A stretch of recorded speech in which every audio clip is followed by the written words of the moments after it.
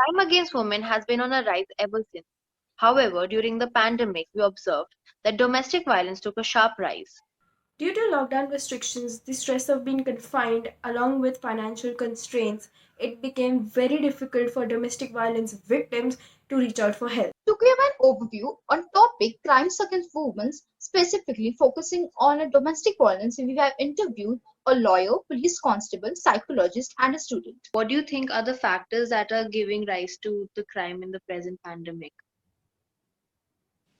So I feel like we've already read it in a lot of articles in newspapers and it's all over media that with the pandemic, the lockdown especially, people are frustrated in general with their lives. People are losing their jobs. There's a spur in unemployment. There's a rise in poverty in general. So I feel all of that leads to a lot of frustration. Plus, people are sitting at home and with couples especially, they're spending more and more time with each other, which wasn't possible earlier before this lockdown. So I feel all of these factors they've in general created a sense of anxiety, frustration, and an array of mental health issues among people. So that has led to an increase in crime against women because often we see that women are the weakest, supposed or thought to be the weakest link in the family chain. So all of that frustration of the men who supposed to be the bread earners, that's actually passed on to the women. That's their way of coping with the pandemic frustration.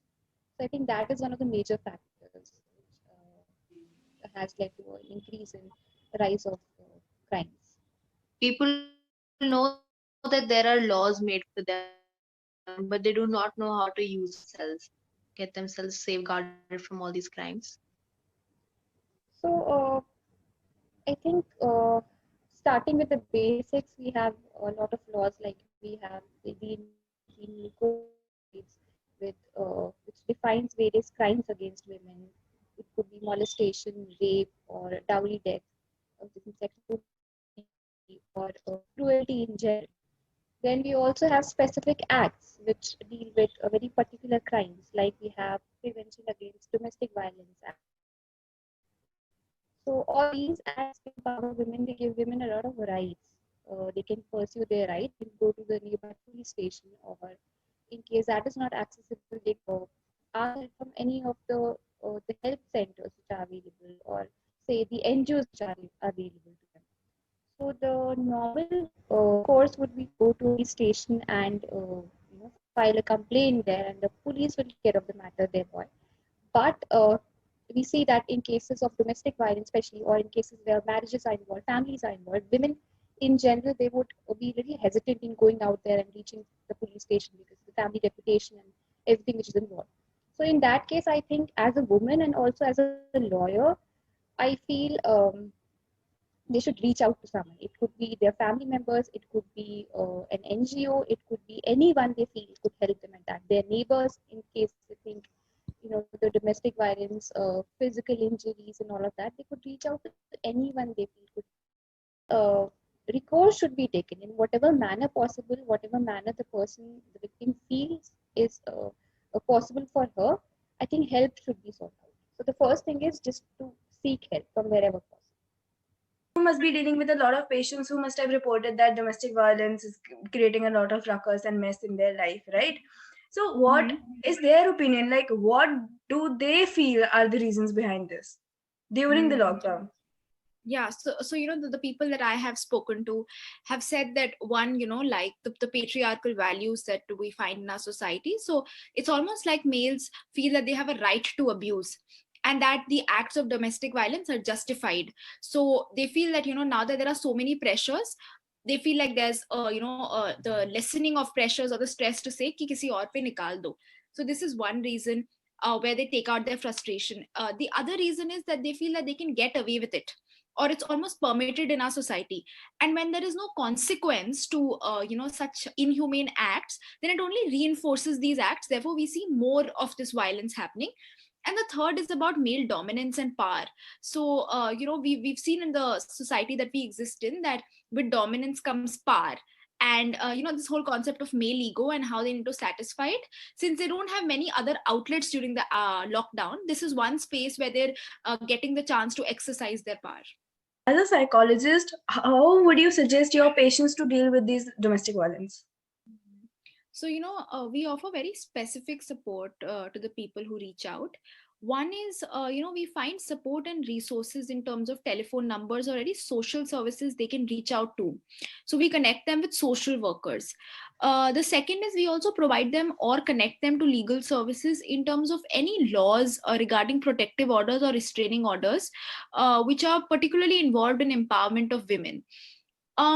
Thirdly, I think what we do is help them identify their strengths and assets and really expand on them, so they find the motivation to help themselves, because a lot of times these survivors lack the basic motivation because of their circumstances.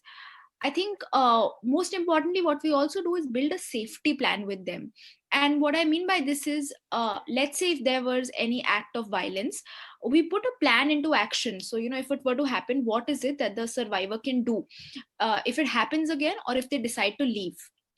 Lastly, for every bullet point in the safety plan, we do a cost benefit analysis to see what are the consequences that can come if this person were to leave the environment. Some things that we do is, let's say, a code word to alert their friends or family members that the violence is happening again. Think of a safe space, for example, in terms of emergency, if they were to leave, where is a safe space where they can go? And I think lastly, we also plan an escape bag in which they contain some money, some important documents, clothes, just in case there were a crisis and they were to leave. So I think broadly, if it's a first session, these are the things that we ensure we do. Ladies Police Constable Mrs. Pushpa Lokhande, working in Paidoni Police Station, Mumbai, giving us inputs of domestic violence cases.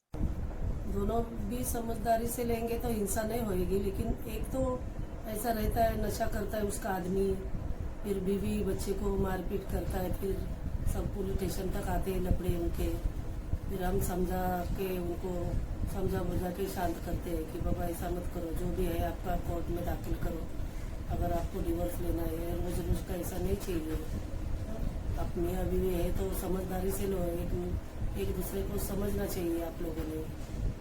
थोड़ा वो नशा किया है तो बीवी ने भी समझना चाहिए, शांति से बैठना चाहिए। जहाँ भी झोपड़पट्टी है, जो भी पुलिस स्टेशन के अंदर में आती है, वहाँ पे सब गर्दुले नशेले लोग अपने बीवी बच्चों को मारहान करते, उनको घर से निकालते। बहुत सारी कंप्लेंटें ये पुलिस स्टेशन में आती है। ऐसे पुलिस वाले क्या करेंगे, समझा बुझा के मियाँ बीवी के झगड़े में कोई ज्यादा एक नहीं कर सकता है, ज्यादा तो ज्यादा उसको सुबह तक बिठाते हैं, उसके आदमी को सुबह छोड़ देते। लेकिन एक कोर्ट का मामला है, सिविल केसेस है ये, तो पुलिस वाले क्या करते हैं, इसमें खाली उनको समझा बुझा के समझदारी से काम लेने को बोलते हैं। उसको भी समझाते बीवी को और उसके आदमी को भी, उसके नशा उतरने तक उसको बिठाते हैं, ताकि और कुछ हिंसा न हो और कुछ मारपीट न हो, इसके लिए उसको सुबह तक बिठाते हैं। ऐसे सब जगह पे झोपड़पट्टी जितनी भी है, वहाँ सब दारू पीने वाले, मद्य प्राशन करने वाले, गर्द पाउडर, चरस गांजा पीने वाले, ये सब झोपड़पट्टी में ही चलता है सब। मारपीट बीवी बच्चों को होना, ये सब उधर ही चलता है। बहुत झगड़े रहते हैं आजू बाजू में। Present scenario, the men and the women are both on equal footing, both work equally towards their household and as earning members of the family as well. So, what do you think that could be the reasons behind domestic violence in terms of like the mentality, as you was talking about, and how do you suggest if you have friends or your family, someone's dealing through it, so how should they go ahead and deal with it? See, the scenario you're talking about, that is true. Like in most of the cases, that is true. But as these things have been happening since very long, so even if we try or anybody tries, the unconscious present of mind is like that. Well, it has been for that long, so it remains like that. So, and even if we are having equal education, after all, the family, I don't know about every family, but most of the family thinks that marriage is the most important thing. So a girl, even if after having education, has to get married. The boy also, and the boy also works in the same way. He has to earn money for getting married. women, I don't know, they just get education, they don't, they, and most of them, like us, like we do, like I would think that if like I should be, you know, I should support myself, I could support my family. That is how I would get education.